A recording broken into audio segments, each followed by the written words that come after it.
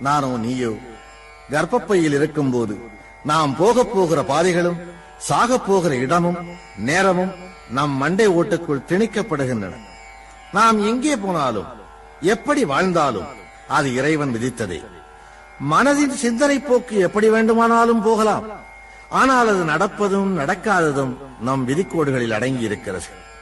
ஊழிற் பெருவலி யாவுள மற்றொன்று சூழினும் தான் முந்துரும் என்றான் வள்ளுவன். ஊழ் என்பது பூர்வ ஜென்மத்தையும் விதியையும் குறிக்கும். பூர்வ ஜென்மத்தின் எதிரொலியைக் கொண்டே அந்த ஜென்மத்தின் விதி நிர்ணயிக்கப்படுகிறது. அதனை ஊழ்வினை உறுத்து வந்தூட்டும் என்றான் இளங்கோ.